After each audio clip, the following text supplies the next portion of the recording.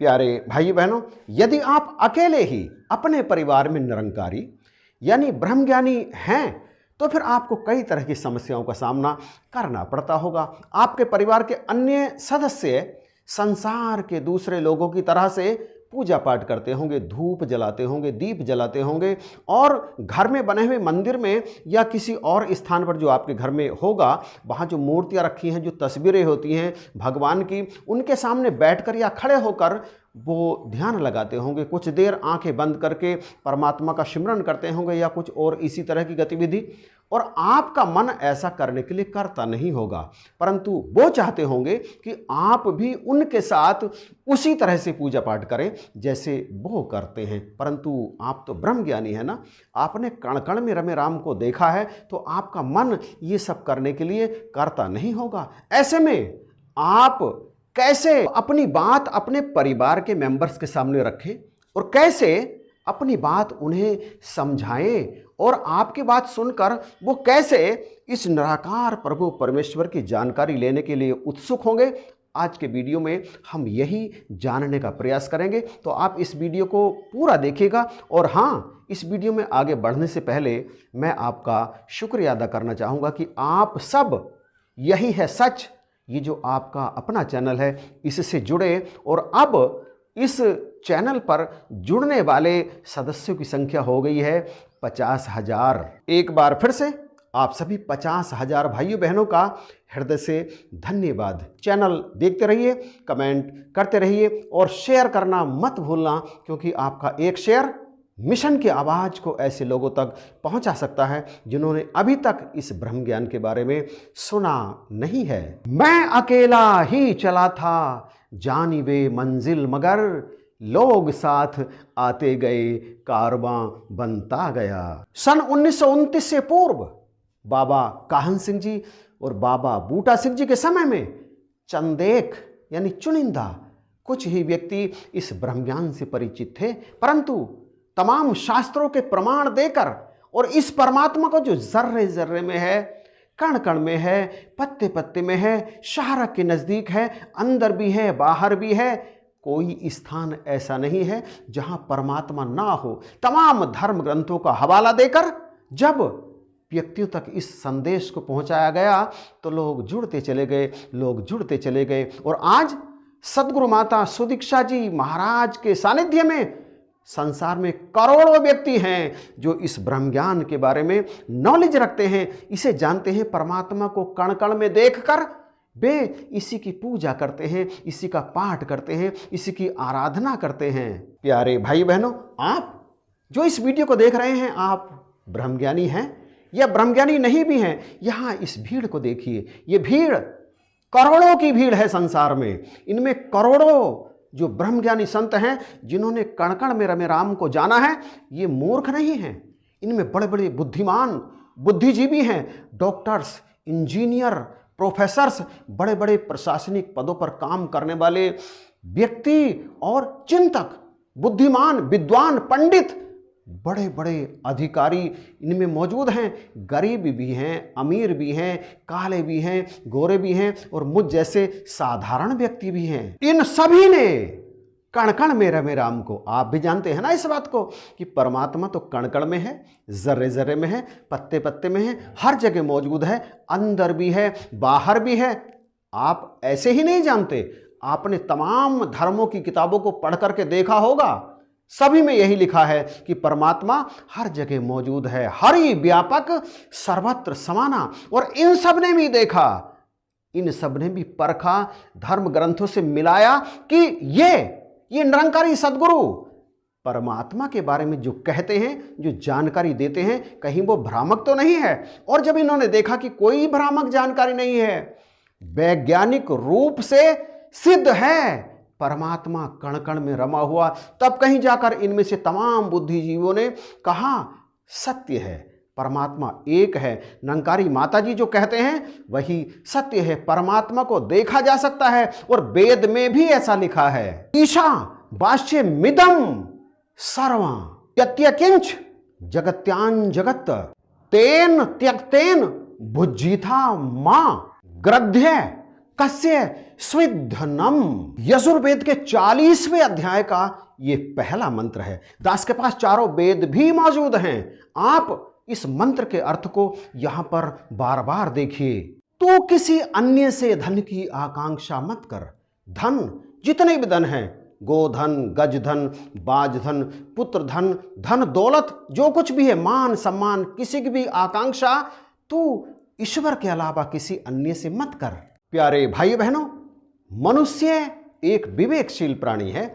उसे परमात्मा ने 184 जीवों में अन्य से अधिक बुद्धि प्रदान की है और इस बुद्धि के बल पर ही मनुष्य ने वो सब किया है जो 184 योनियों के जो शेष प्राणी हैं उनमें से एक भी ऐसा नहीं कर सका। मनुष्य ने क्या, इंटरनेट, एरोप्लेन, बस, ट्रक, तमाम तरह के मोबाइल्स और कितनी कितनी चीजें वो आप सब देखते हैं, ये किसने किया? मनुष्य ने किया। और कैसे किया?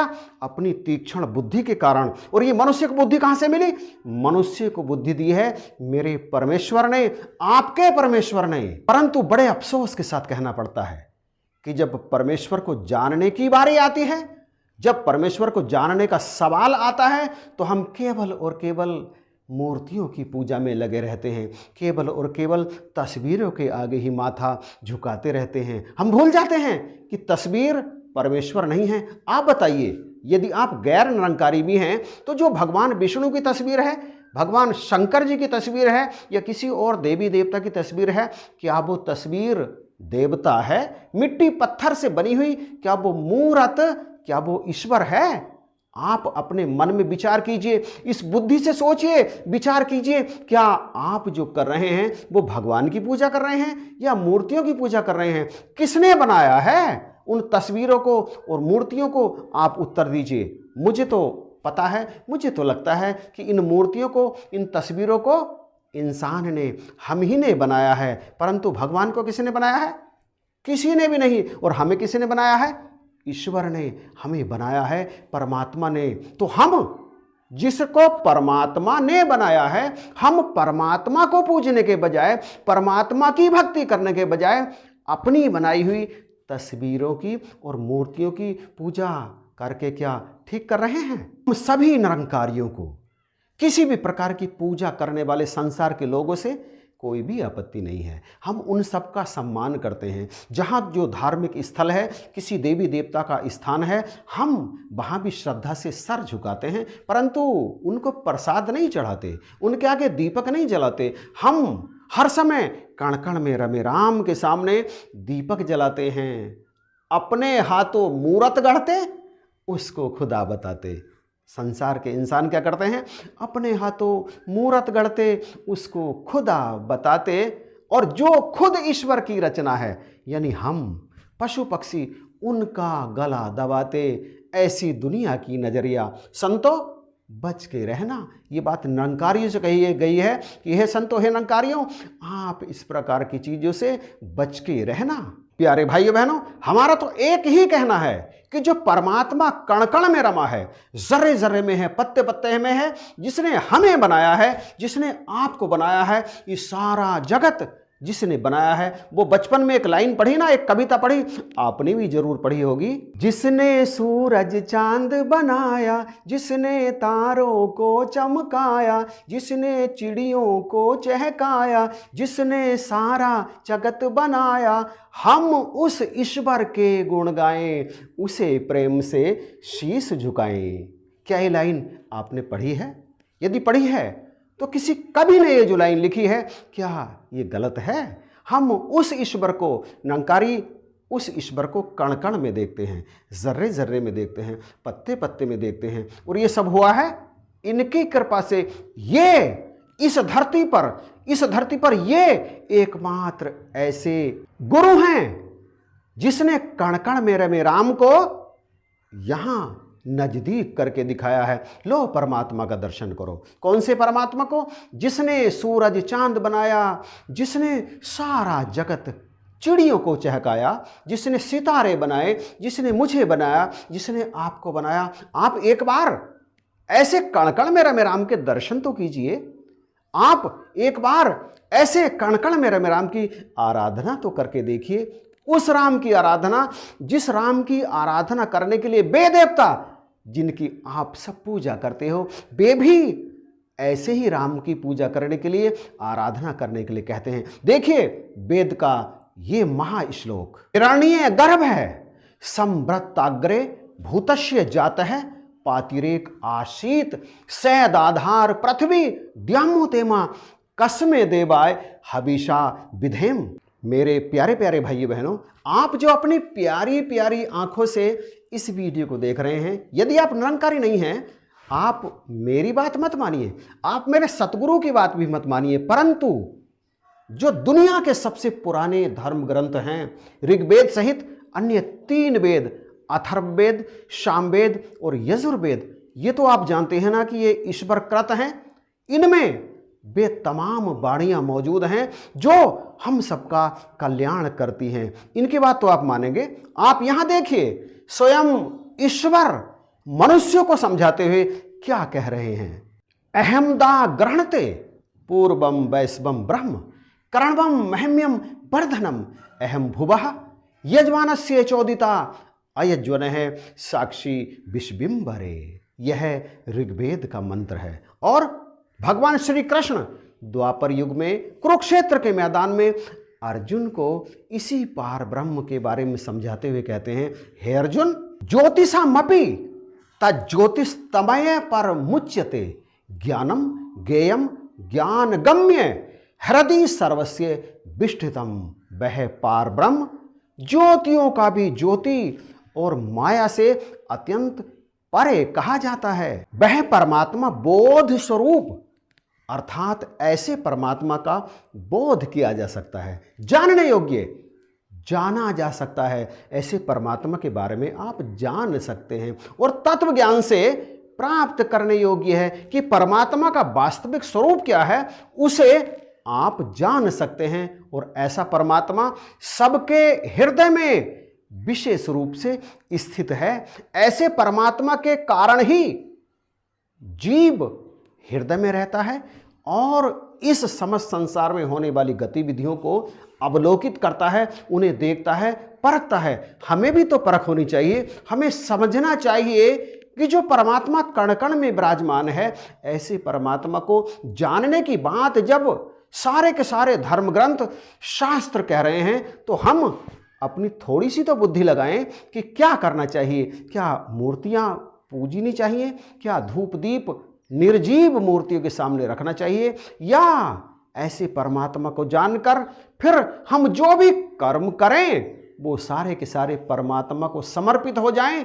खाएं, परमात्मा खा रहा है। चलें, परमात्मा चल रहे हैं। भजन करें, परमात्मा भजन कर रहा है। उठना बैठना, खाना पीना, चलना फिरना, सोना जागना, हर कर्म, जैसे कि कबीर साहब इस परमात्मा को अपने अंदर अपनी आंखों से बाहर देख कर कह रहे हैं, खुले नयन, आंख खोलकर देखने की बात कह रहे हैं। खुले नयन में हंस हंस देखूं, सुंदर रूप निहारूं, कहूं सो नाम, सुनूं सो सिमरन, जो कुछ करूं सो पूजा, ग्रह उजाड़ एक कर जानूं, भाव न आनो दूजा, जह जह जाऊं सोई परिक्रमा, जो कुछ करूं सो सेवा, जब सोऊं तो करूं दंडवत, पूजो और ना देवा।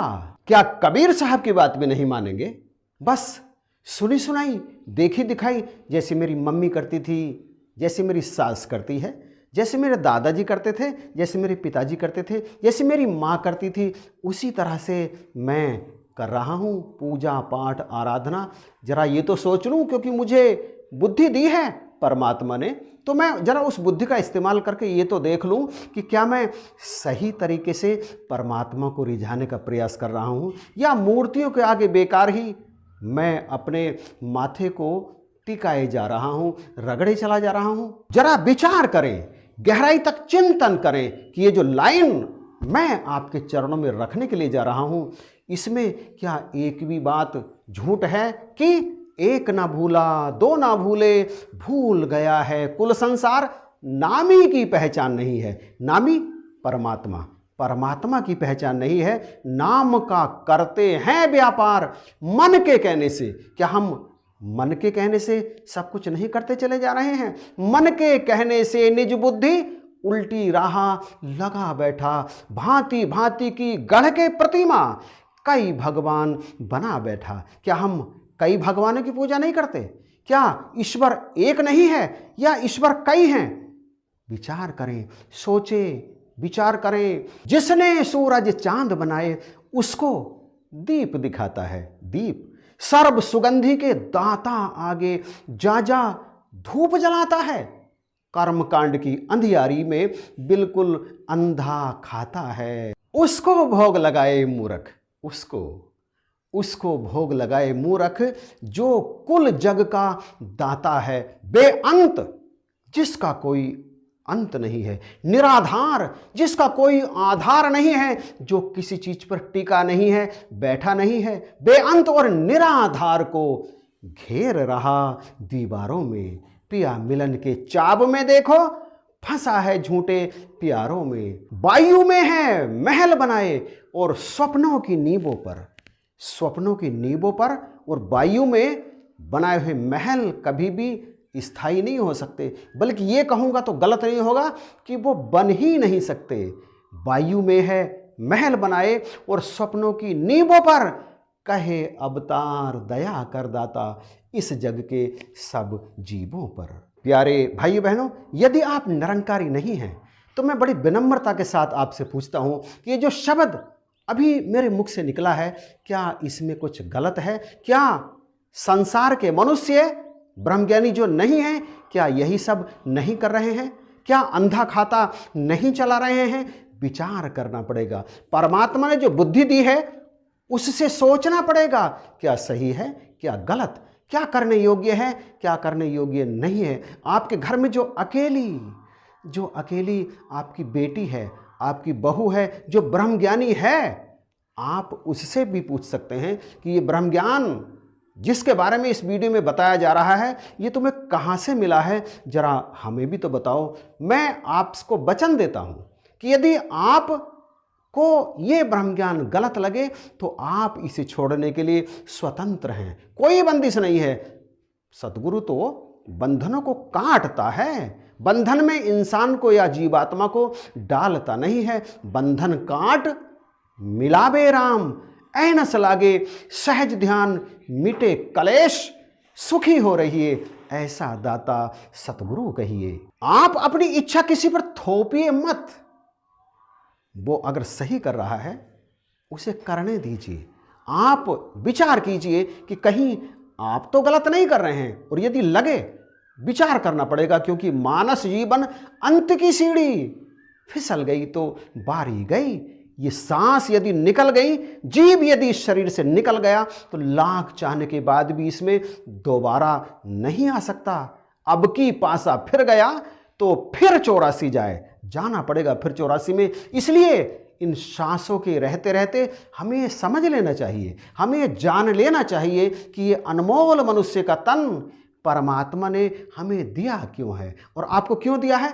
आपके घर के अंदर जो इक्का दुक्का निरंकारी बहन या भाई है, आप उससे पूछ लीजिए। अपने बड़े होने के अहंकार को हटा दीजिए कि मैं बड़ा हूं, मैं इससे क्यों पूछूं, ये तो छोटी है या ये तो छोटा है। प्रेम गली अति सांकरी, तामे दो ना समाए, दो नहीं समाते। प्रेम की गली बड़ी ही संकरी है, बड़ी ही नैरो है। जब मैं था तब हरि नहीं, अब हरि हैं मैं नाई। यदि आपके जीवन में आप हरि को लाना चाहते हैं, परमात्मा को लाना चाहते हैं, तो मैं को हटा दीजिए। छोटे के चरणों में भी प्रणाम करके आप अपने मन की बात उसके चरणों में रख दीजिए। मरने के साथ अहम नहीं मरेगा, आपको अगले जन्म में ले जाएगा। माया मरी ना मन मरे, मर गए शरीर, आशा तृष्णा ना मिटी, कह गए दास कबीर। तो अहंकार को छोड़िए और समझ लीजिए जीवन के उद्देश्य को, परमात्मा को जान लीजिए। ऐसा करने से ही इस अनमोल मनुष्य जीवन की कीमत पड़ेगी। तो मुझे लगता है कि वीडियो काफ़ी लंबा हो गया है, इसे यहीं पर विराम देते हैं। यदि इस वीडियो को देखने के बाद एक या दो व्यक्ति भी परमात्मा का दर्शन कर सके, ब्रह्म ज्ञान प्राप्त कर सके, तो मैं समझूंगा कि इस वीडियो को बनाने का उद्देश्य पूर्ण हुआ है। इन्हीं शब्दों के साथ आप सभी को प्यार भरी धन्यवाद, नमस्कार और जय हिंद।